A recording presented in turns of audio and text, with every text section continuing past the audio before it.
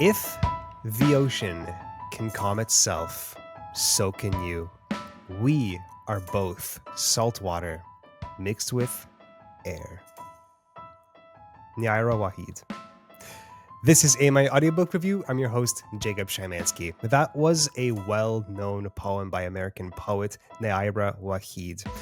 Red Széll of My Life in Books is also on the show again today. And Red, doesn't that poem have a beautiful sentiment? If the ocean can calm itself, so can we. Is that nice? I've never heard that before, and I'm going to take that away in my sort of treasure trunk of treasure trunk of memories. I think that's beautiful, and it's so true. And I think that is why we have such an affinity with the sea. We are basically mostly water, and as you say, salt water at that. We're salt water and oxygen, basically. Yeah. Almost at the same ratios, too. We're so similar, right? And the reason I read the poem that way is because it's written all in lowercase with no more than 3 words per line. So if I was a narrator, I figured that's how it's supposed to be read, you know? Oh, yeah. I think you've got a future as a narrator there, Jacob. a poetry narrator. Let me read it again. It's so nice. If the ocean can calm itself, so can you. We are both salt water mixed with air. I'm assuming it's written like that to force you to read it slowly, especially because it's a really, really short poem. I brought up this poem because we're talking seafaring stories today. This can be nonfiction, but we're focusing on fiction today. And ships and boats and old sail ships make for such a good setting in fiction. Why is that? I think because we came from the sea, and so much of the earth is covered by sea. You know, early man was pulling fish out of the sea to eat.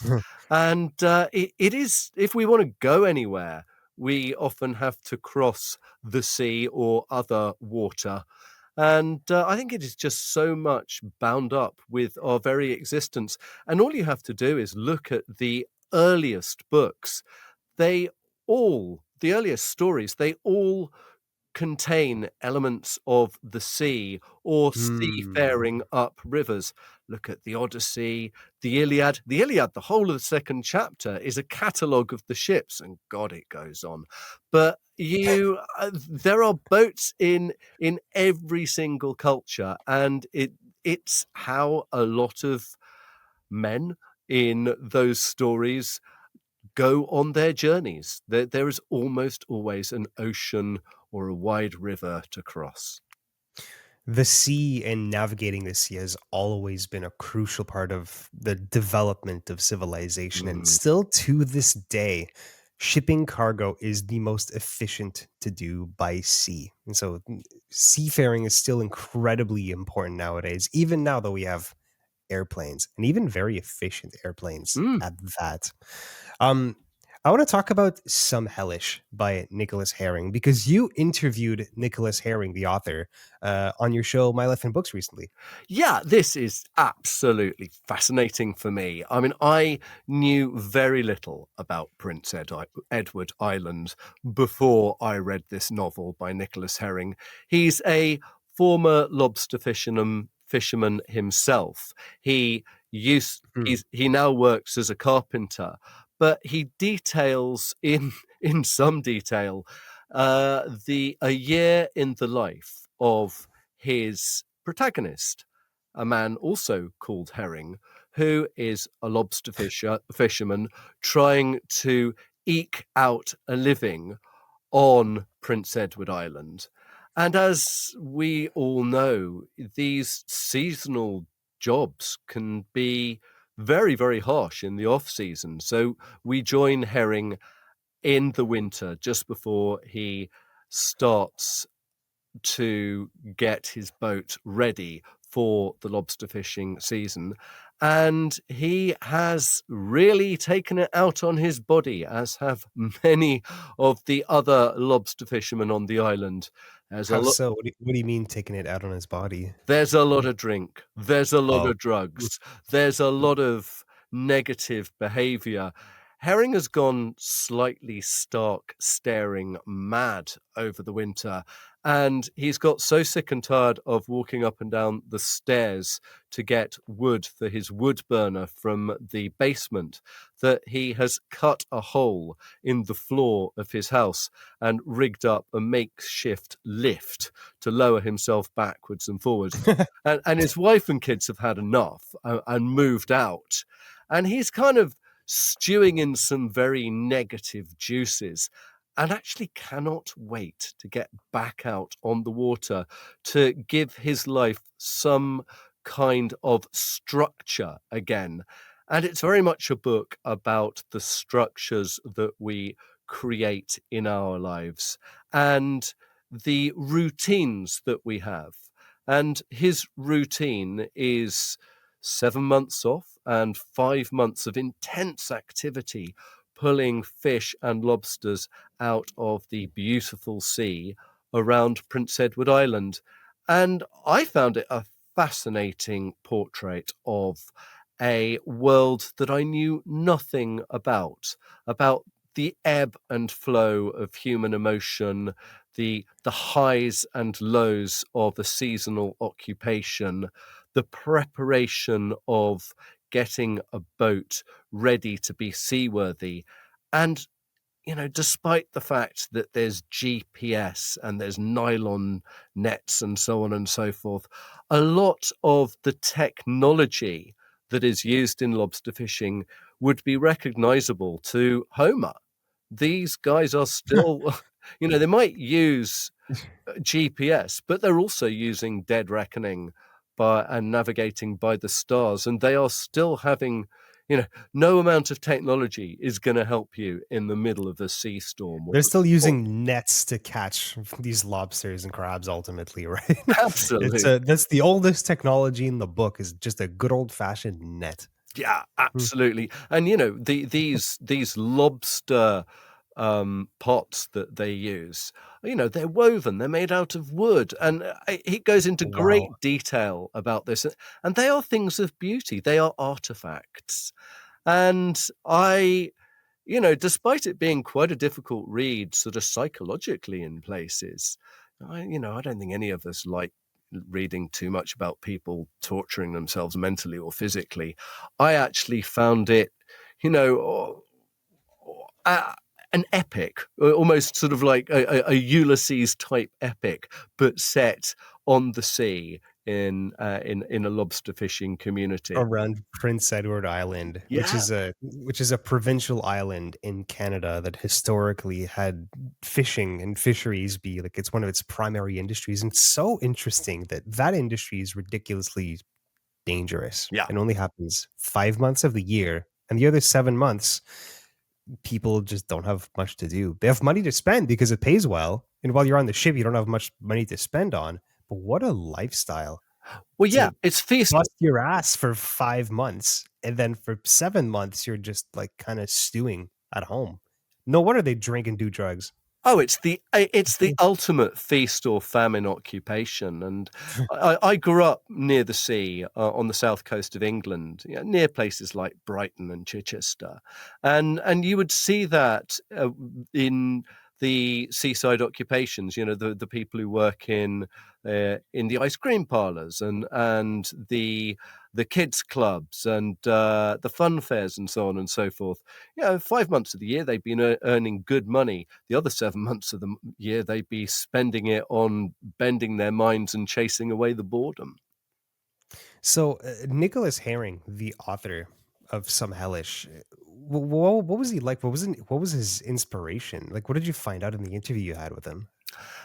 I found out that actually, he has worked as a casual labourer on these lobster boats, and so he's an insider. He knows a lot of these guys who go out and risk their lives so that we can Mm. eat posh seafood, and he is fascinated by their stories, and he just felt that he had to do them justice by recording some of these stories in Mm. novel form, but as the fact that, his protagonist is called Herring as well will indicate, you know, he said in the interview, maybe I should have done a little bit more to disguise these stories because some of the people on Prince Edward Island will be able to identify themselves. But then he also said, these guys I'm writing about are happy that their stories are being recorded. Well, so this is like a well-researched novel. Mm. It's not a nonfiction, to be absolutely clear, right? Absolutely. It is a work of fiction, but as all the best works of fiction, it is closely informed by fact. Represented, like very representative of real human experience, right? Um, Fiction that takes place on books and ships works for me for a lot of reasons. It's a fantastic setting because there's something kind of romantic about the bravery it takes to sail the high seas. The fact that you're isolated there once you're on the ship and it sets sail, you're not going anywhere. It's almost like asking for conflict. And as a writer, conflict Yeah. that's that it's conflict that writes itself.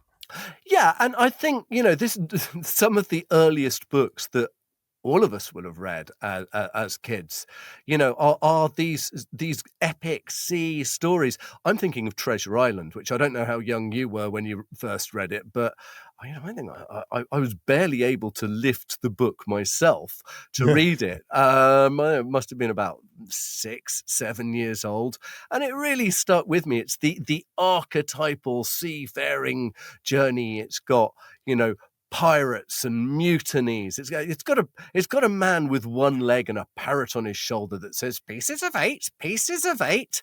It's got a map that has, X marks the spot where Of the course. buried treasure is.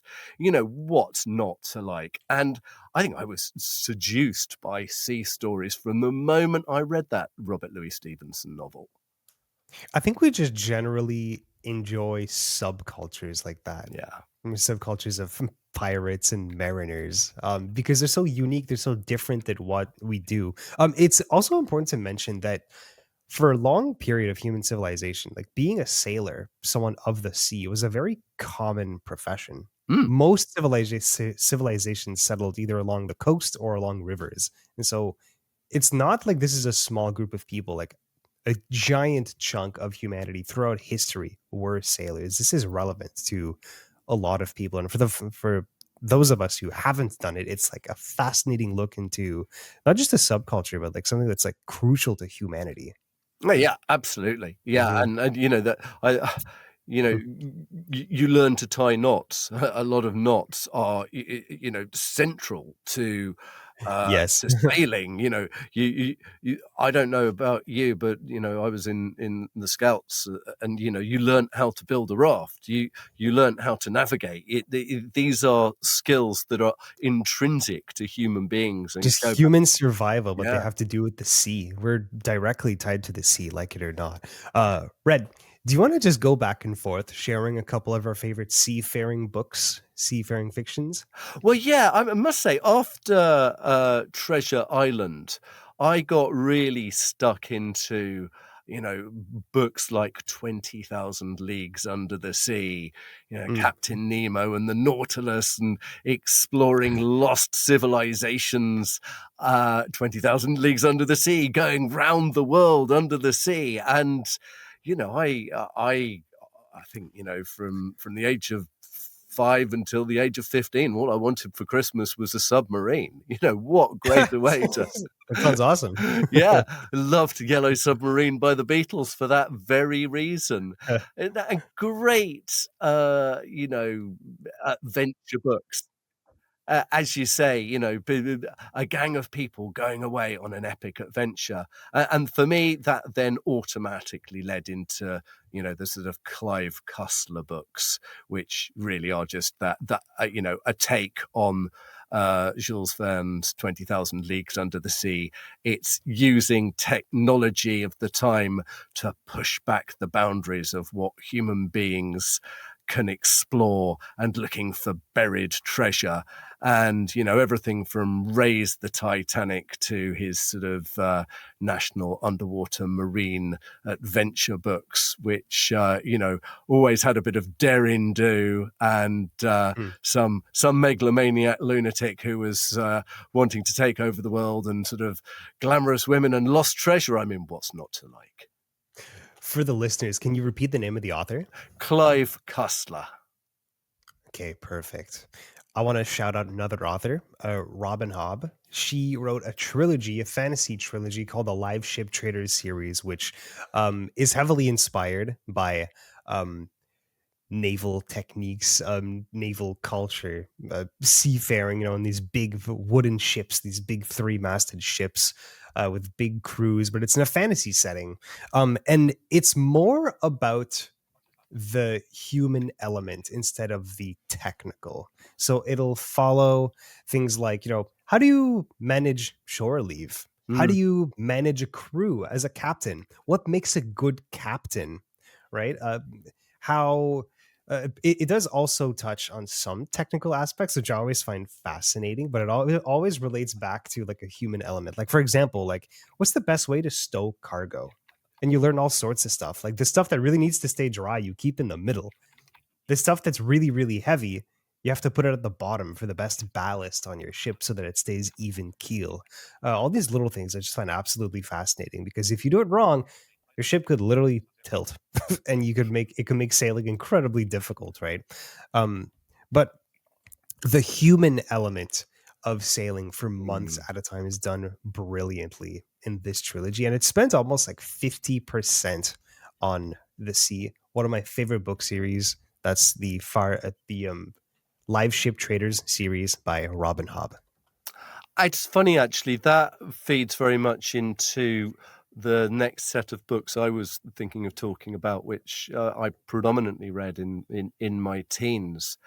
That human element and a group of disparate people all having to stay sane on a relatively small platform in the middle of the sea, fighting, yeah, sometimes it seems insuperable odds. And these are books about the Atlantic convoys of the Second World War. I started by reading books by Alistair MacLean, like HMS Ulysses, and then books by Brian Callison, who wrote A Flock of Ships. But the one I really want to talk about, because I don't think it has ever left me, and also a very famous film was made about it, is The Cruel Sea by Nicholas Montserrat.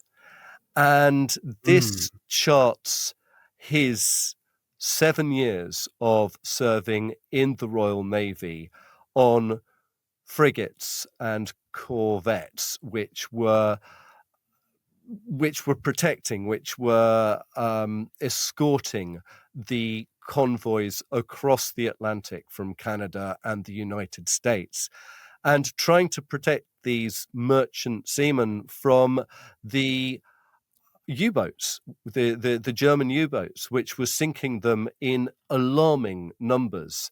Wow. And the it brings home that these men who crewed these ships, who were crewed them so bravely, and so many of them lost their lives, were just ordinary people. They were just drawn from ordinary civilian life. A lot of them had never thought of going to sea at all. Possibly some of the officers would have had merchant seaman experience, but most of them were just put on these boats and expected to sail safely and escort others safely across the Atlantic in all weathers whilst being torpedoed. And it's such a moving book. It's such a moving film, the 1953 film, which has that famous line, damn the war, number one, as the ship has to sail past men who've survived their boat being torpedoed, but they can't stop to pick them up for fear of being torpedoed themselves. Themselves, so they just have to leave the others just Yeah. to their fate. And Brutal. it really brings home just how tenuous life and death can be on the sea. Bit And depressing to talk about, but a yeah. beautiful book. The sea can be depressing in and of itself, right? Mm. So that's The Cruel Sea by Nicholas Montserrat. Perfect. I want to highlight another nonfiction title.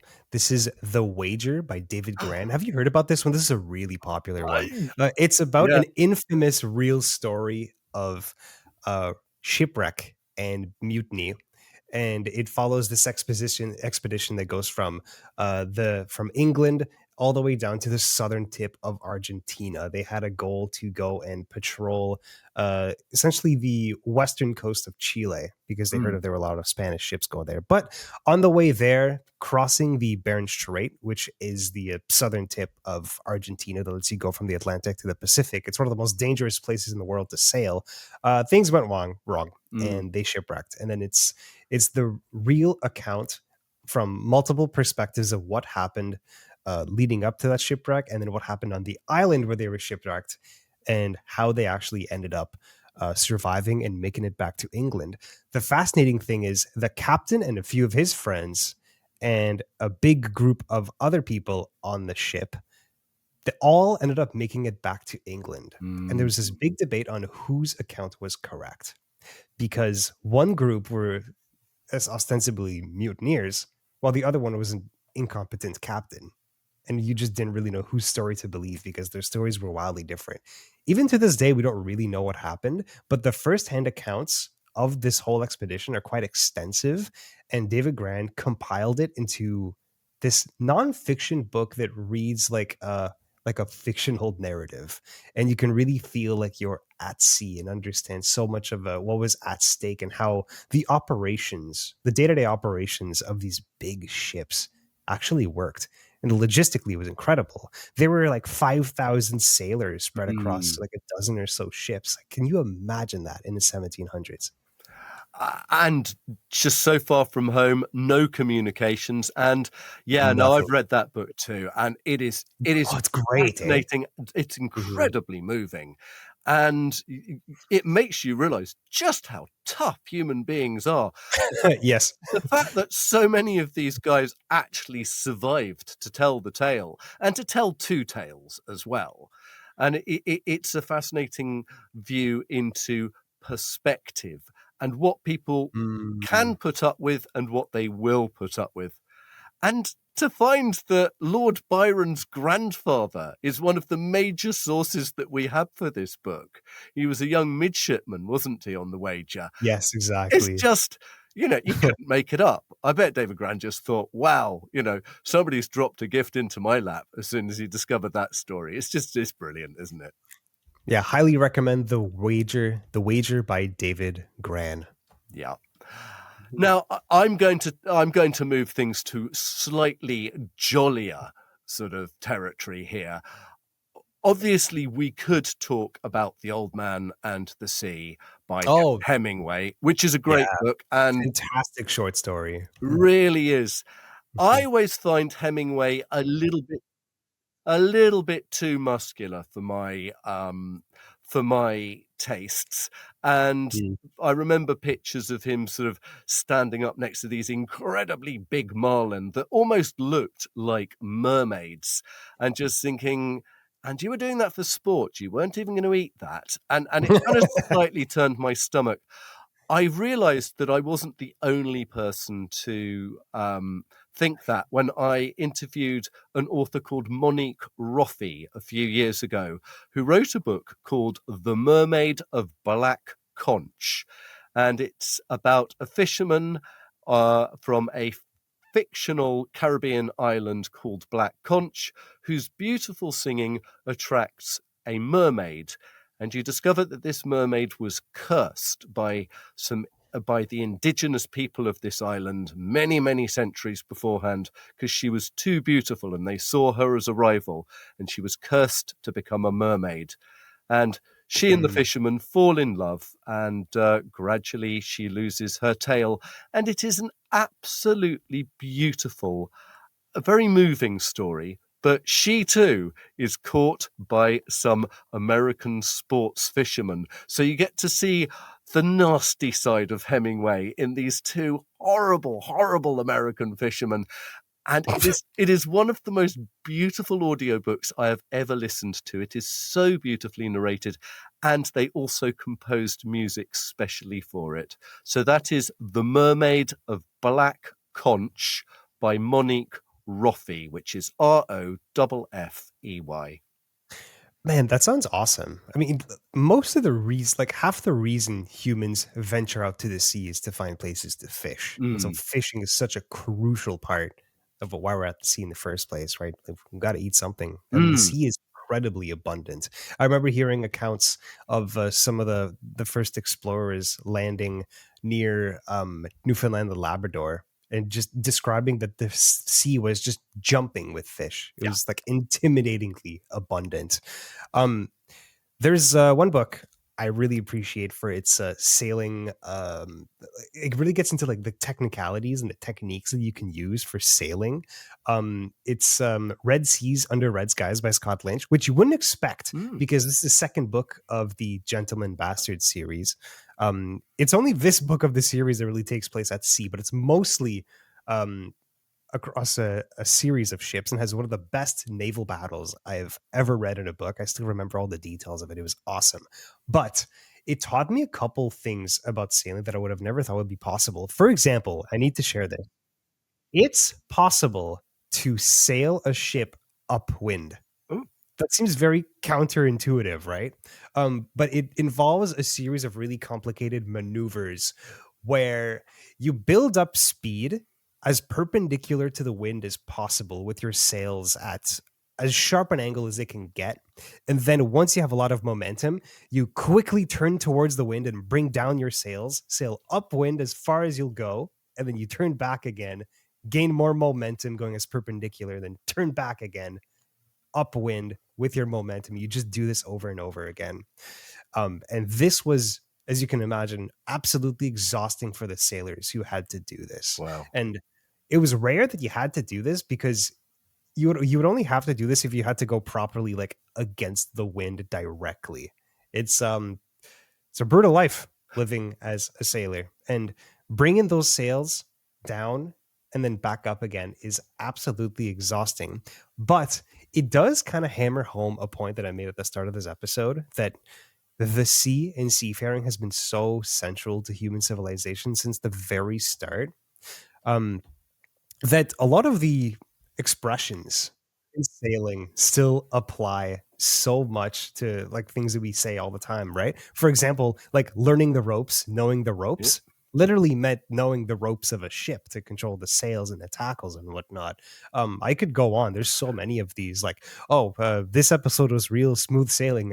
Yeah, absolutely. And I'm going to go and celebrate with a glass of wine, but I don't want to have too many. Otherwise, I might end up 3 sheets to the wind. 3 sheets to the wind. There's another Yeah. one. I think the You know, things mast is like, below the yardarm at the moment, or the sun is below the yardarm, so yes. you can't And drift. if you get sick from your wine, you might feel under the weather, which Yeah. the expression came from sailors getting sick from or seasick, and then they would put them at the lowest deck possible, literally under the weather because they were sick. You Mm. know, all hands on deck, being even keel, pipe down. Pipe down was they used a pipe, a little like flute thing to Mm. let sailors know when to be quiet late at night in the lower decks. Pipe down. And freezing the balls off a brass monkey doesn't mean what you think it did. It's actually about the cannonballs, and the brass monkey was the pair of brass tubes that it sat upon, that the cannonball sat upon, and if it got too cold, those would contract and the ball would roll. What? Yeah. Oh my god! I would have never known. Is that a British expression? I've never heard it either. Oh well,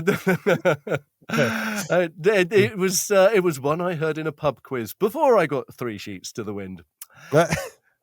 One more expression. The doldrums. If you've ever heard it, it means like feeling like you're not going anywhere. It literally means places in the ocean that don't have any wind, and so you just sit there. And because there's no wind, there's no sail.